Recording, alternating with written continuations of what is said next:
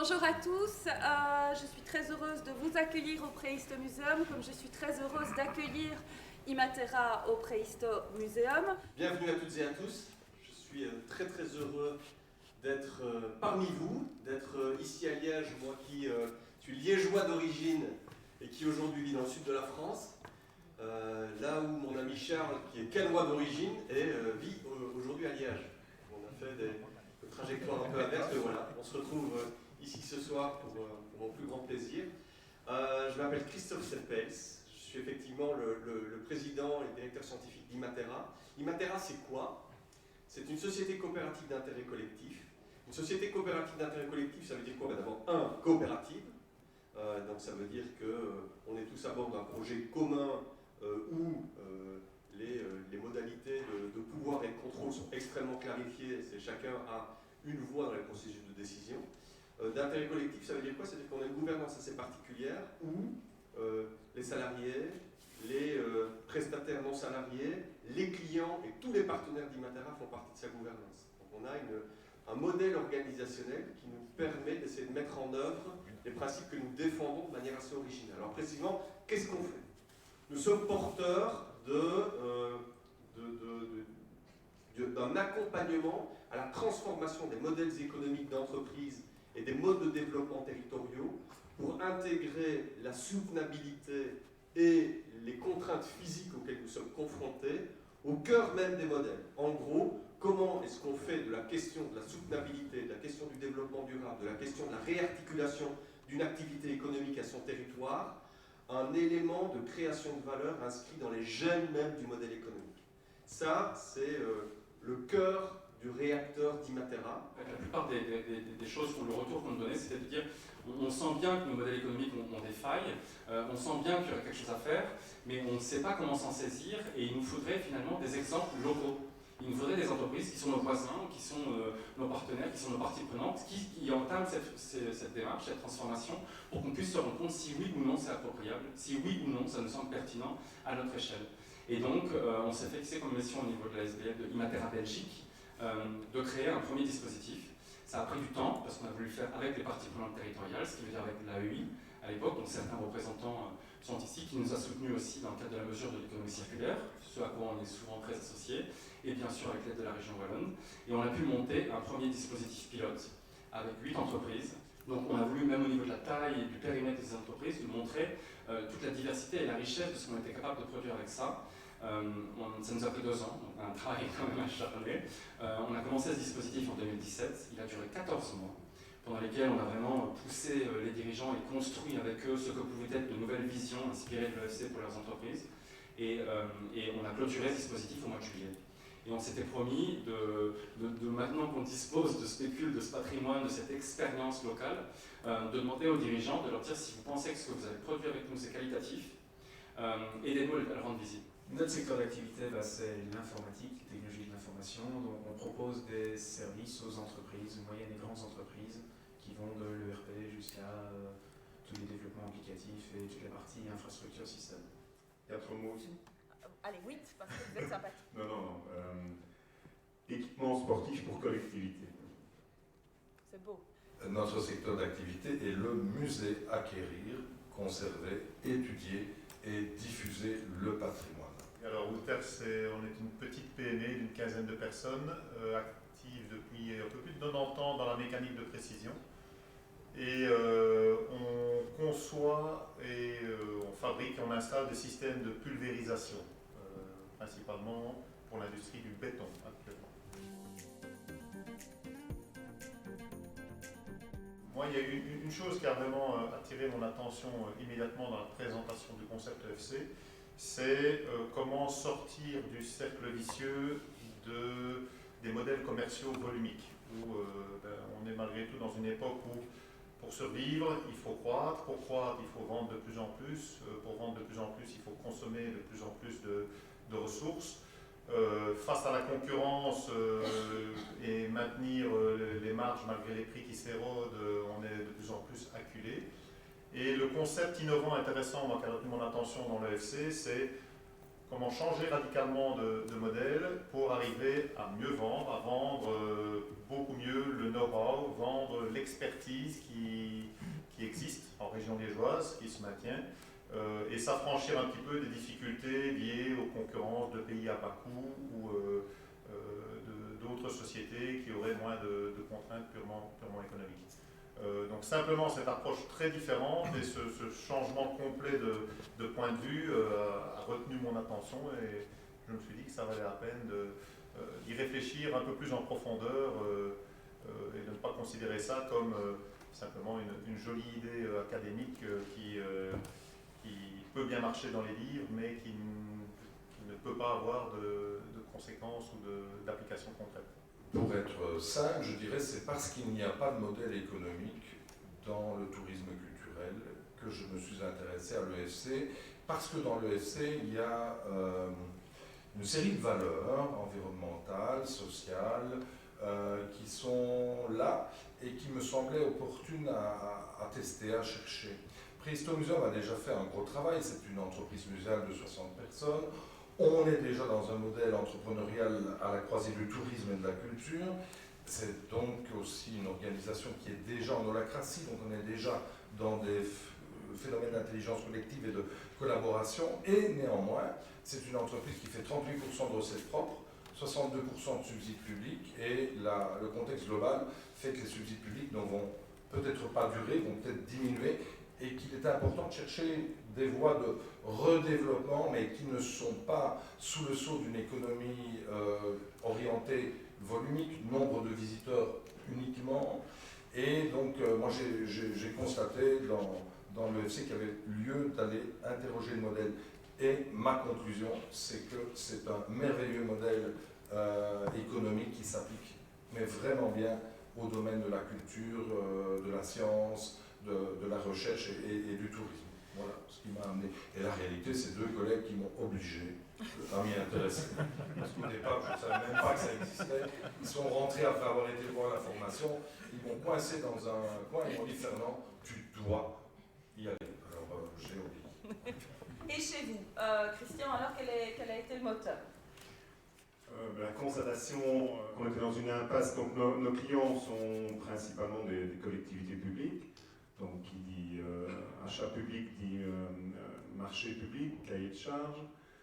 Et donc, une grande frustration qui parfois tourne à la colère d'observer la dégradation de la qualité des équipements qu'on vend et qui sont placés. Puisque si on veut rester dans une certaine qualité, donc qui dit qualité dit durabilité, ben, on n'est pas choisi par l'adjudicateur qui a tendance, par facilité, à toujours prendre le moins cher. Et donc, c'est une activité, j'ai créé la société il y a 25 ans, donc en 25 ans, je constate que année après année, les choses se dégradent au niveau de la qualité. Et donc, ça fait longtemps que je m'interroge, mais comment est-ce qu'on peut renverser cette tendance lourde? Et donc, le SC m'a interpellé en me disant, tiens, mais peut-être qu'il y a des réponses à trouver dans la démarche ESC. Donc moi, dans le domaine de l'IT, la situation, le point de départ est un petit peu différent, dans la mesure où dans l'EFC, c'est l'économie de la fonctionnalité coopérative.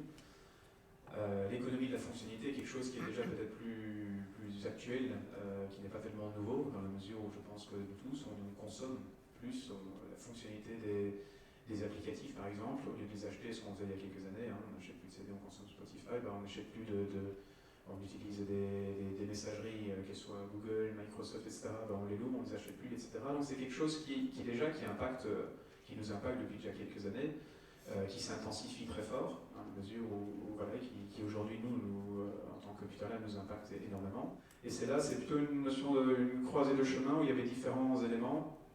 Du secteur. Changer de main, non? Du secteur. Ah voilà, du secteur. Méthodologique avec ISO, il y avait d'autres choses, et c'est là où l'EFC est arrivé en disant bah oui, l'économie de la fonctionnalité c'est là, ça existe.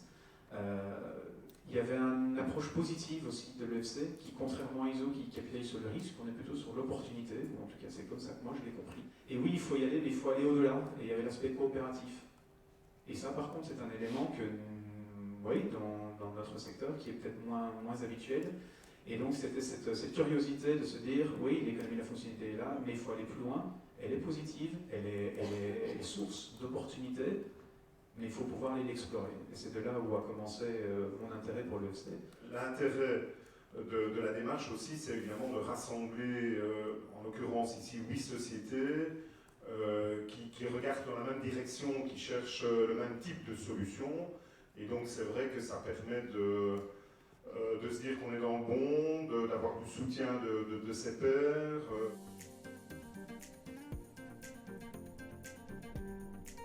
Donc là, on a un peu un retour sur cet aspect collectif. Et au niveau du coaching individuel, comment est-ce que ça s'est déroulé pour vous?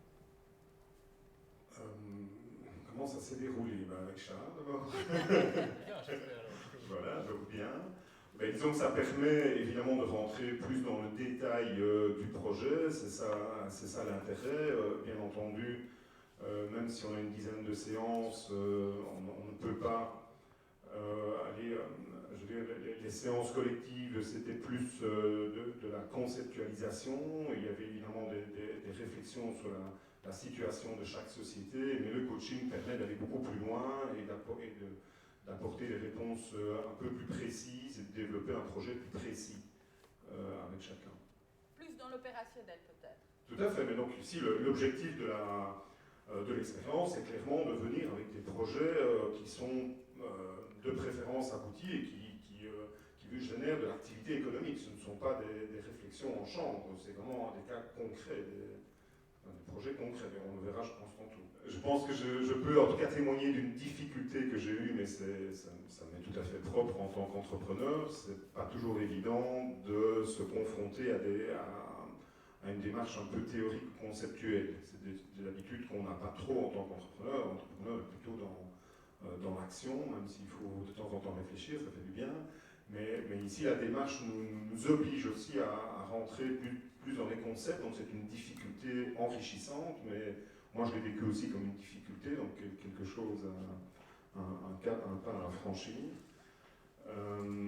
Mais sinon, d'un point de vue très, très concret, il y a par exemple toute la réflexion sur la facturation à l'heure d'usage et ce genre de choses qui a déclenché, en tout cas chez moi, certaines idées qui sont appliquées aujourd'hui.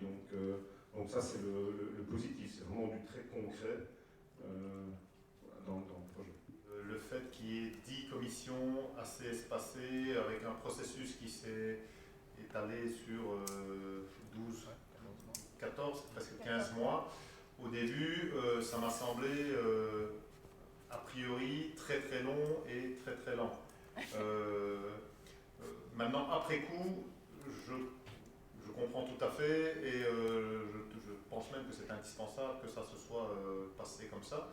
Mais c'est vrai que, a priori, j'étais plutôt dans un état d'esprit, bon, ben voilà, je crois avoir compris le concept, donnez-moi 3 exemples et puis on va faire du copier-coller. Expliquez-moi le modèle de Xerox qui donne des photocopieuses et qui vend la photocopie. Donnez-moi un modèle de contrat, et puis je vais y aller, je vais faire pareil, je vais remplacer la photocopieuse par des rampes de pulvérisation, et ça va aller. Je pense que ça aurait été une grave erreur, et je pense que c'est pour ça que ça ne s'est pas fait comme ça. Nous aurons affaire à des gens assez futés, assez malins. Il est important de se poser les bonnes questions, et c'est à ça qu'a servi tout ce temps consacré à la présentation de différents concepts.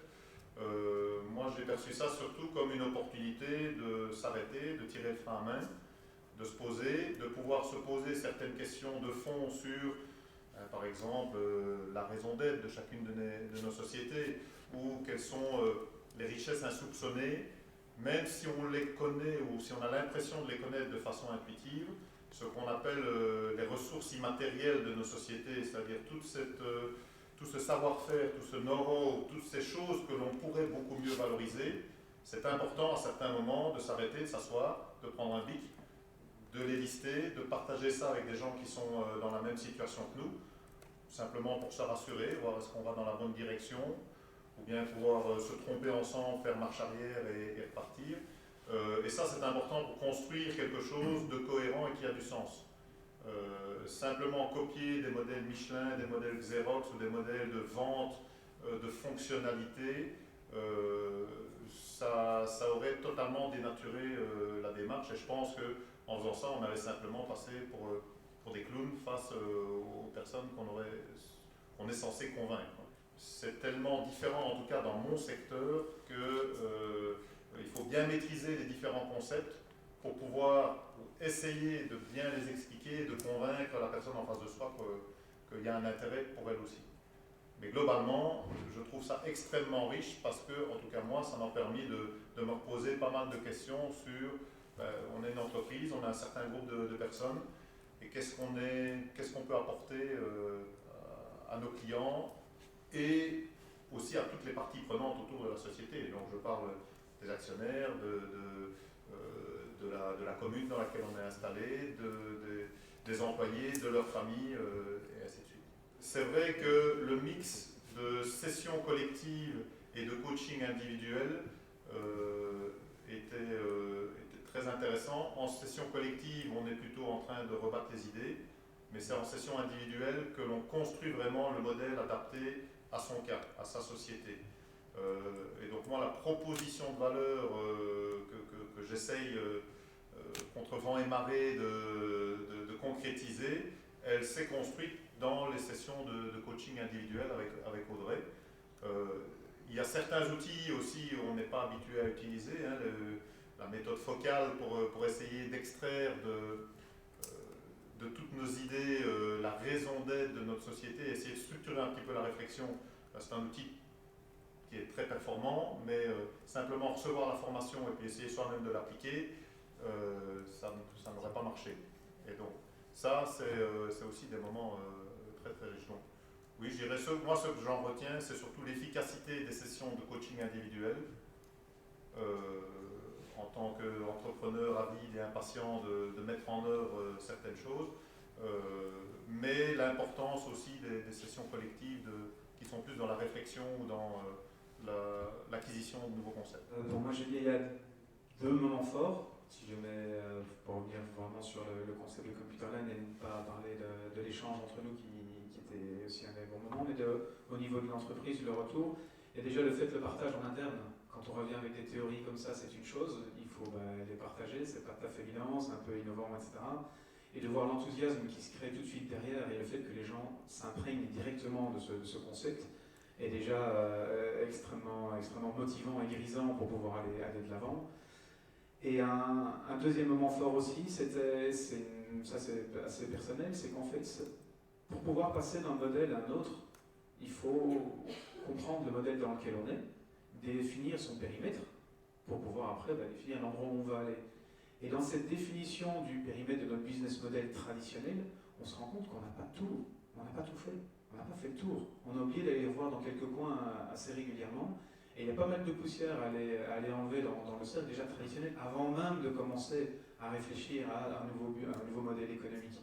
Et ça paraît tellement bête, on va dire, ou tellement simple, mais en refaisant le tour de tout ça, on s'est posé des questions géniales, on a avancé, on a pu faire plein de choses qui ne sont même pas de l'EFC, mais qui sont des pas, je dirais, essentiels pour pouvoir après passer à l'étape d'après.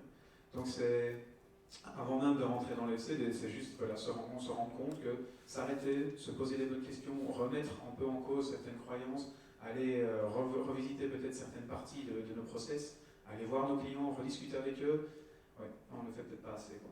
Elle s'est déroulée comme une aventure humaine extraordinaire. J'ai pris énormément de plaisir et de leçons de modestie à voir changer mes collègues entrepreneurs. Dans le processus, il y a beaucoup d'échanges et d'expressions de cas particuliers, même si c'est très loin du cas du tourisme culturel dans lequel je suis. J'ai trouvé ça fabuleux d'assister en temps direct à ce travail de mutation constante.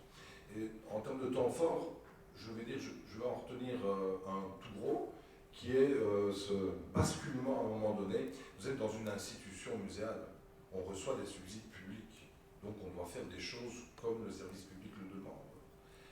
Et puis à un moment donné, le FC remet le client au centre. Ce qui est une évidence, il y a 60 000 visiteurs. Bien, ce qui est évident n'est pas évident dans le projet de l'entreprise. Et quand à un moment donné, on remet le système client, mais très simplement, hein, de lister toutes ses attentes. Que de ce système client, on va faire cette soirée avec des administrateurs, avec des collègues, et on va coller des post-it sur les fenêtres du magnifique archéobistro qui est là. On aboutit à une raison d'être qu'on n'avait pas vu venir. Et je voudrais raconter juste une anecdote. Notre raison d'être, c'est permettre à chacun de faire l'expérience de l'humanité par la rencontre avec la préhistoire et l'archéologie.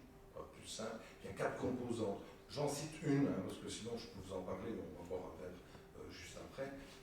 Une composante qui est arrivée comme ça, elle était là, mais je n'avais jamais été exprimée. Permettre à chacun de se découvrir, de se redécouvrir en tant qu'individu ou groupe d'individus. Vous allez dire ça, on est déjà plus loin du musée classique.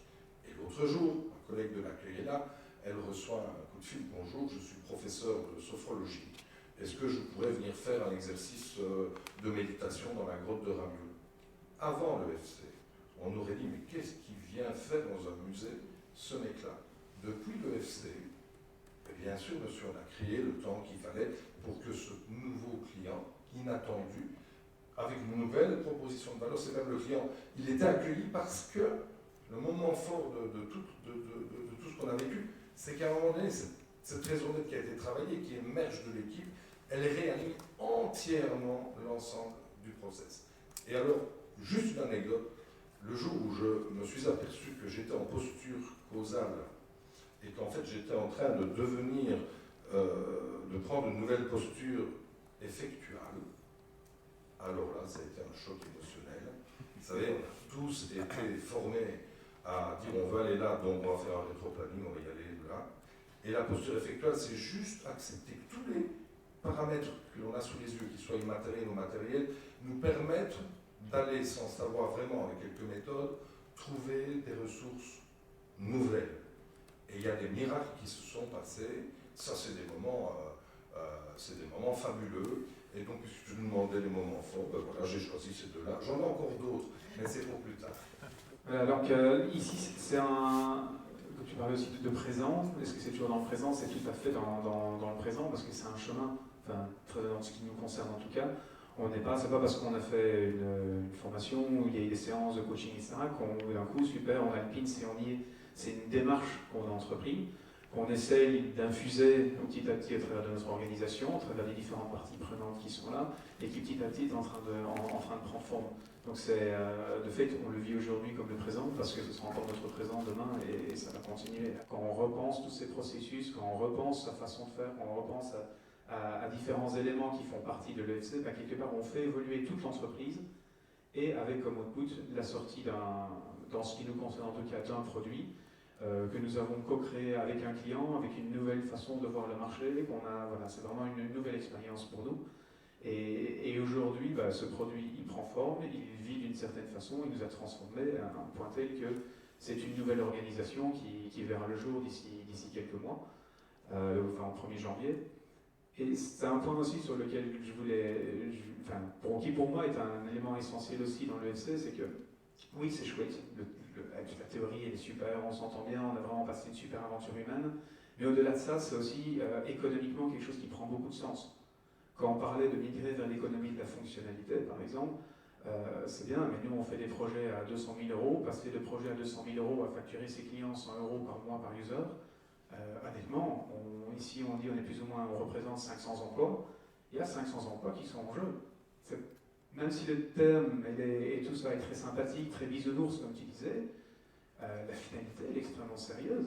Si on ne prend pas ça, on ne fait pas gaffe à ce qui est en train d'arriver maintenant sur le marché, on va se casser la gueule, nos boîtes vont se casser la gueule, on n'aura plus de subsides, on n'arrivera plus à être compétitif parce que ça vient de Chine, ça vient de partout. Tous, dans nos secteurs aussi différents soient-ils, on s'est posé ces mêmes questions-là, et je pense que tout le monde dans l'écosystème se pose ces questions-là.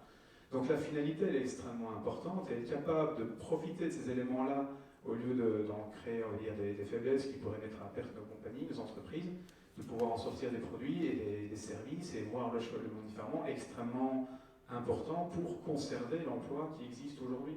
Donc voilà, ça c'est un petit point que je voulais dire, c'est oui, il y a un côté bisounours, mais il y a surtout une opportunité business qui est claire, et aujourd'hui pour nous, le fait de pouvoir modifier ça, le fait de pouvoir sortir un produit, c'est de la création de l'emploi, c'est de la création de l'activité, c'est quelque chose de très sérieux et très économique, on va dire, qui en résulte.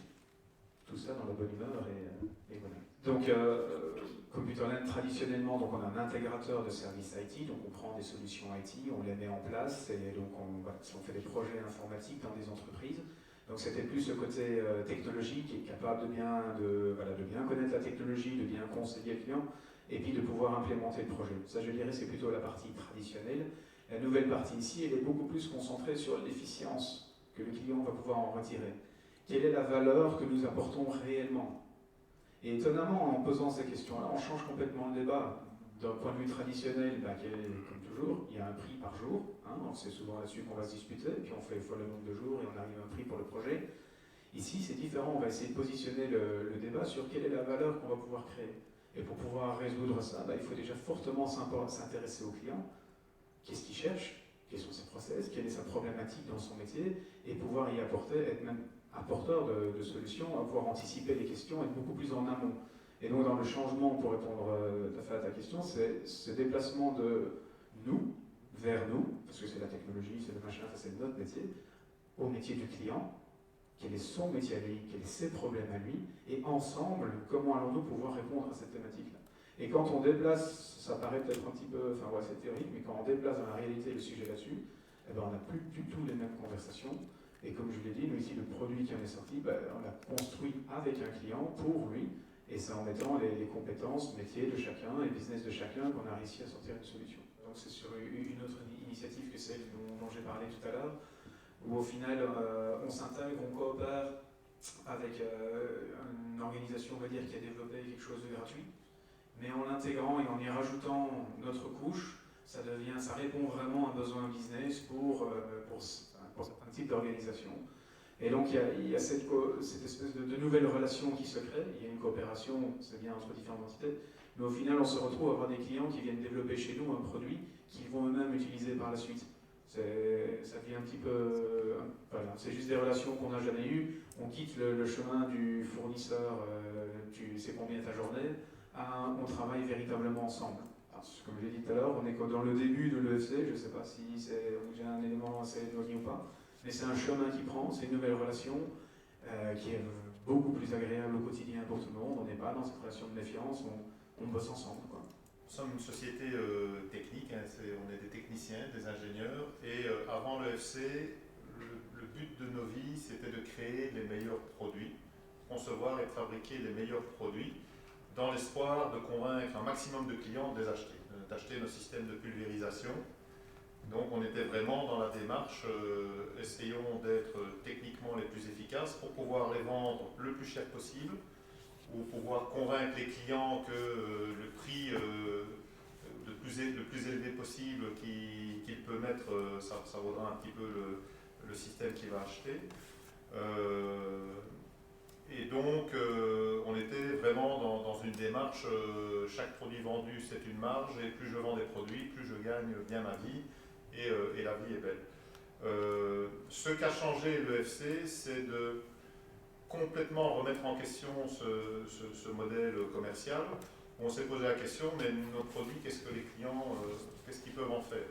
Donc concrètement, grâce à la technicité de nos produits, ils peuvent réduire significativement la consommation d'huile, de décoffrage, d'agents lubrifiants. Donc au début, à chaque vente perdue, moi je me suis posé souvent la question, mais comment est-ce possible? Il est complètement idiot, je lui propose de réduire sa consommation d'huile par 2. Comment est-ce possible qu'il ne puisse pas accepter une telle offre, même si c'est un petit peu cher en valeur faciale? Donc l'idée de l'EFC, c'est de mettre complètement l'équipement, la technicité, l'aspect ingénieur de notre proposition de valeur de côté, mais de s'intéresser aux besoins du client. Donc le client, qu'est-ce qu'il a besoin? Si je reviens à notre site principal des fabricants d'éléments en béton, donc je parle de bordures, de pavés, de blocs clinkers, toutes ces séries de choses. Eux, leur métier, c'est de fabriquer des blocs, de vendre du béton, de vendre du mètre cube de béton. Les aspects techniques sur est-ce que mes blocs de béton ils collent à mes moules ou pas, ok, ça les embête parce que ça leur fait perdre de la rentabilité, de l'efficacité, mais c'est pas leur domaine, leur métier, c'est pas vraiment de s'occuper du huilage et de la lubrification correcte de leurs moules. Donc ma proposition de valeur, plutôt que de concevoir et de leur vendre des systèmes, moi maintenant j'essaye de leur vendre le wheelage. Donc, ma proposition, c'est de venir les trouver en disant ne vous occupez plus du wheelage, nous avons une expertise, nous pouvons prendre en charge toutes les opérations de wheelage que vous avez effectuées dans votre process et nous allons les optimiser. Pourquoi les optimiser? Parce que ça va réduire vos coûts, ça va réduire toutes les nuisances au niveau de vos activités, donc il y aura moins de pollution, consommer moins d'hydrocarbures, c'est quand même globalement assez intéressant au niveau de la planète. Mais ce sera plus agréable aussi au niveau de l'environnement de travail pour vos ouvriers. Les coûts de maintenance seront réduits parce qu'un environnement extrêmement pollué, ça impacte très négativement les machines. Donc nous, on va vous proposer des systèmes qui permettent de réduire, de minimiser les coûts de production et de réduire les nuisances liées à vos opérations simplement par l'expertise qu'on a dans la maîtrise de la pulvérisation. Et de ce fait-là, plus nos systèmes sont efficaces, plus nous gagnons de l'argent, mais aussi plus nos clients gagnent de l'argent. Donc on réduit les coûts à tous les niveaux, non seulement au niveau de la consommation d'huile, mais aussi sur les coûts indirects, souvent cachés, de nettoyage, d'entretien, réduction du taux de rebut au niveau de leur production. Et donc ça nous met dans un cercle un peu plus vertueux, je vais dire, où meilleur on est, mieux nous gagnons notre vie et mieux nos clients gagnent leur vie aussi. Et ça, c'est vraiment une différence considérable. Toute l'astuce, toute la difficulté, c'est d'arriver à faire passer ce message, à le partager et à trouver des gens aussi utopiques que moi, que nous, pour entrer dans ce genre de démarche. Et donc ça, c'est vraiment quelque chose que l'EFC, que la réflexion nous a apporté, c'est mais quelle est la raison d'être de nos sociétés et quel est notre périmètre d'activité. Ça me semble absolument essentiel. Et donc aujourd'hui, qu'il s'agisse de moi ou de mes collaborateurs, quand on parle de l'entreprise, je pense qu'on parlera beaucoup plus facilement quand on présentera l'entreprise de la raison d'être et de la mission, alors qu'avant on disait on est fournisseur d'équipements sportifs. Donc ça c'est vraiment essentiel. Et donc la démarche EFC nous a permis aussi de se positionner sur le bien-être général et donc à partir de là sur l'éducation en général et pas une activité sportive ou des activités sportives. Et donc ça me semble essentiel pour faire évoluer les entreprises qui se trouvent face un peu à une impasse. C'est de se dire mais à quoi on sert et tout compte fait, quelles sont nos compétences, mais quel est le périmètre de nos activités. Voilà. Je peux citer deux cas concrets de changement de relation avec un client, même si c'est un secteur évidemment comme chacun un particulier. Donc nous avons l'habitude de faire des installations sportives. Jusqu'à présent, on n'accompagnait pas l'installation d'une formation pédagogique ou d'utilisation. Ici, avec notre gymnase interactive, à Charleroi, par exemple, on a été sollicité pour faire de la formation des animateurs sportifs par rapport à l'outil. Donc ça, c'est vraiment un autre type de relation. Et même chose, en France, on a fait une après-midi pour développer des applications pour le gymnase interactif. Donc c'est aussi quelque chose qu'on n'a évidemment jamais l'habitude de faire. On a réuni 6-7 personnes autour d'une table, un peu plus d'ailleurs, et on est sorti de là avec 3-4 idées de développement d'activités. Voilà, deux exemples concrets.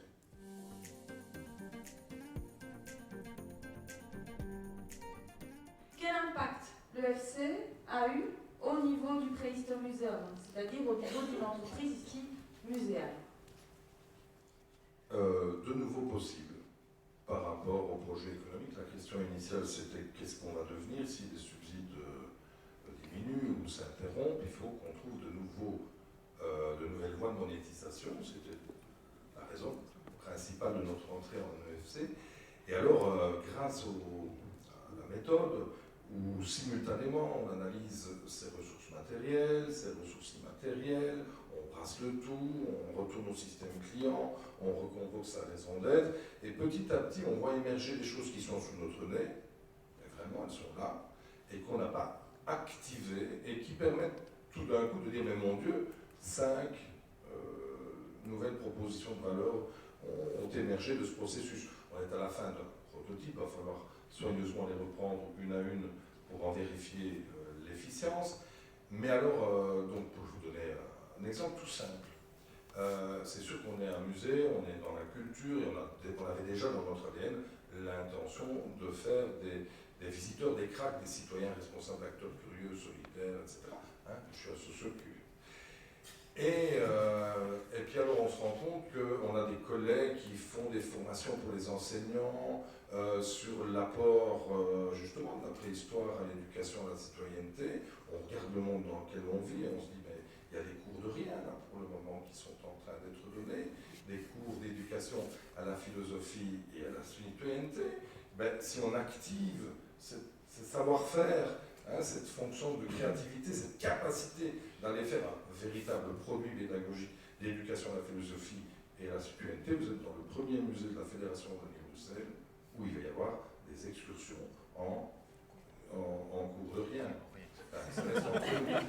Des excursions, je suis très triste de cette appellation d'ailleurs, je m'excuse, en cours d'éducation à la philosophie et à la citoyenneté. Je vous donne un deuxième exemple, je ne vais pas les citer tous parce que je peux vous raconter ça longuement, puis nous allons en parler après. Dans les exemples signifiants, je dirais que le projet Infinité est un projet important. Bien sûr qu'on visite un musée, il y a des gens, des groupes, des adultes, des publics, c'est normal.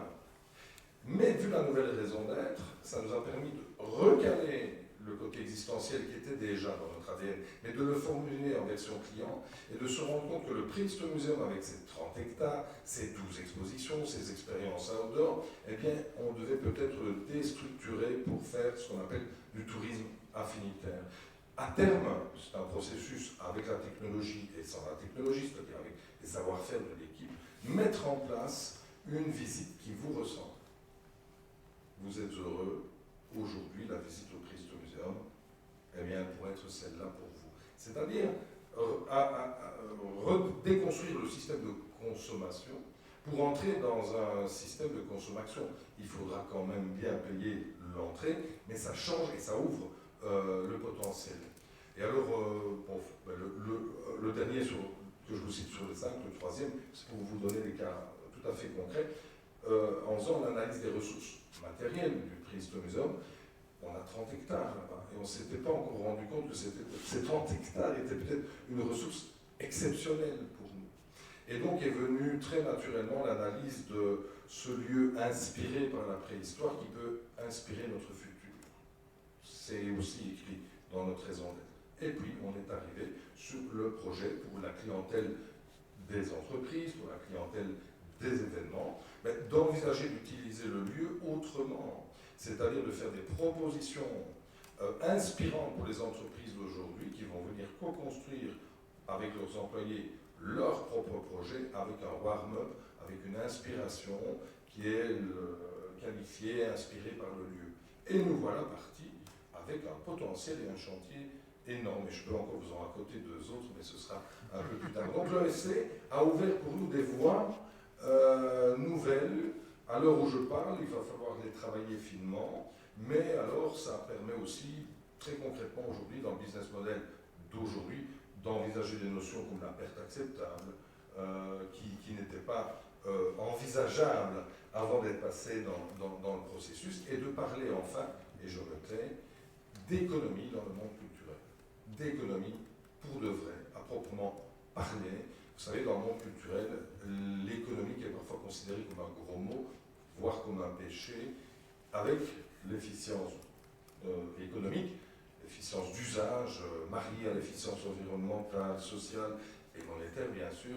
Là, on a des éléments qui nous permettent de regarder tout le monde bien droit dans les yeux dans le domaine de la culture en disant on va développer un vrai projet économique pour de vrai. Et je rejoins ce que disait Quentin, on n'est pas dans de la fiction, on n'est pas dans du concept, ça se traduit très concrètement comme des vrais chantiers de développement monétaire dans le cas du Praehistomuseum. Comment rendre notre visiteur inclusif? Comment faire que le visiteur devienne programmateur même de l'institution? C'est-à-dire que l'ADN de l'institution va être modifié par notre nouvelle relation avec le visiteur et nous sommes en train de réfléchir à comment transformer ça. On a juste un frein, c'est que les gens, les visiteurs, ne sont pas encore habitués à être acteurs. Je vous donne juste un exemple, on avait inventé un bon système de paiement à la sortie, tu payais juste l'heure que tu étais resté, c'était juste équitable. C'est trop tôt, les gens ne sont pas habitués à cette générosité. Où sont les petits caractères, où est le problème, quelle est ma montre. Donc c'est sûr que c'est un processus à entamer. De fait, tout le potentiel qu'on a chez nous, déjà en nous, dans nos entreprises, dans nos organisations, il est là. Il ne faut pas aller le chercher très très loin, il ne faut pas commencer à trop se gratter la tête. Il faut juste ouvrir les yeux, prendre le temps et regarder toutes les pépites qui peuvent sortir de chacun d'entre nous et peut-être casser certaines cloisons. Peut-être que le mot économie est peut-être un gros mot dans certains secteurs. Dans le mien, l'IT, le business, c'est plutôt le gros mot aussi. On parle technologie, on ne parle pas business. Cassons ça. Et étonnamment, en faisant ça, on a trouvé aussi des exemples très concrets. Si ça vous intéresse, je peux en parler. Voilà, de gens qui ont des compétences, justement, un réseau. Et tout ça était juste devant nous. Ça fait des années qu'on passe à côté. Et aujourd'hui, maintenant, on est en train de les sortir les unes après les autres. Et c'est super intéressant et enthousiasmant. Et puis derrière, évidemment, toute la motivation des différents employés qui sont partie prenante dans des nouveaux projets où ils deviennent un peu les leaders, ça crée un enthousiasme qui est super génial. En fait, vraiment, c'est un peu pour moi un grand message, c'est de prendre la peine de regarder ce qu'on a déjà et se donner le moyen de pouvoir les trouver. Parce que, en tout cas, moi, en ce qui me concerne, je passais complètement à côté. Oui, je voudrais profiter de l'occasion pour remercier Audrey, Charlotte, Christophe pour leur implication dans ce processus. Donc on a bénéficié de personnes dans lesquelles l'EFC brûle dans leur trip. Donc ça c'est évidemment une grande chance. Et la deuxième chose que je voudrais dire aussi, ce qui est rassurant pour nous et réconfortant, c'est de voir le nombre d'initiatives qui se prennent dans ce type de modèle. Et donc ça permet de dépasser une certaine peur ou un inconfort. Et donc je pense que ça c'est très précieux aussi. On n'est pas seul sur son île. On a parlé d'économie, on a parlé de fonctionnalité, on a très peu parlé de coopération. Et c'est quelque chose que je veux aborder là en plus, c'est évidemment que l'EFC amène des changements d'attitude du dirigeant par rapport à son équipe. C'est-à-dire qu'on ne peut pas entreprendre un projet de ce type-là sans tenir compte des richesses, les pépites dont on parlait tantôt, et ça transforme fondamentalement l'entreprise en un bouillon d'intelligence collective. Alors, je suis un tout petit peu mal placé parce que c'était déjà un credo qu'on avait fait. Avant, on était rentré en holacratie, vous savez, ces organisations plates qui croient beaucoup en l'intelligence collective. Mais ce que j'ai pu voir, c'est combien le modèle économique de l'EFC matchait bien avec ces processus dynamiques de co-création, de coopération. Alors, même à notre stade, dans notre entreprise, on a encore pas mal de chemin à faire pour que ce soit naturel, parce qu'on a été tous éduqués dans des systèmes pyramidaux avec des prises d'autorité difficiles à prendre si on n'a pas l'autorité, etc. Mais je constate que l'EFC est un merveilleux modèle économique qui remet l'humain au centre de sa planète, au centre du modèle économique.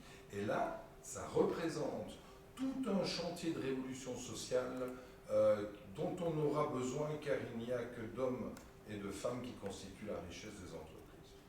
Bon, je termine alors. Mais j'abonde tout à fait dans le sens de Fernand, de Christian. On a parlé un petit peu plus tôt, enfin j'ai parlé de cercle vertueux. On a parlé aussi de redonner du sens. Donc ça c'est, je le constate effectivement, et redonner du sens, c'est avoir des personnes qui arrivent au boulot avec plus de sourire, avec plus d'espoir, par les temps qui courent, où on est plutôt dans des phases, dans un contexte économique où on se pose beaucoup plus de questions et on a beaucoup plus tendance à se laisser aller au désespoir. C'est important de redonner un petit bout de lumière aux gens avec qui on travaille. C'est vertueux parce que ça va aussi en tout cas dans mon cas, j'estime que ça va dans le bon sens au niveau environnemental et c'est un sujet extrêmement important, un cas qui est très très très important pour les plus jeunes collaborateurs qui commencent à arriver dans le monde du travail. Donc tout ça, pour moi, c'est vraiment tous les petits avantages, les side effects du modèle EFC que j'étais loin d'imaginer au début, mais que je ne peux que constater.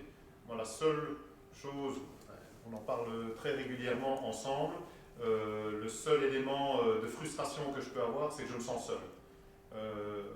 On est 8 maintenant en Belgique à avoir entendu parler d'EFC, on est encore loin d'être des experts, on a des années-lumière, mais pour le moment c'est un petit peu le petit truc à la mode, hein, c'est la tendance, c'est le goût du jour, mais c'est pas quelque chose qui se concrétise facilement. En tout cas, quand je le fais face à des clients, des prospects, avec des gens avec qui il y aurait peut-être moyen de faire affaire ou de créer justement cette collaboration, cette coopération vertueuse, je rencontre encore souvent des réactions d'inquiétude, de méfiance, et je me dis que plus on sera nombreux en Belgique, en Europe, dans le monde, à adhérer à cette démarche, plus ce sera facile pour ceux qui y croient de l'utiliser, de l'exploiter et d'en tirer tous les bénéfices. Donc voilà, j'aspire à ce que nous soyons de plus en plus nombreux au fil des semaines, des mois et des années à adhérer à ce nouveau type de modèle économique.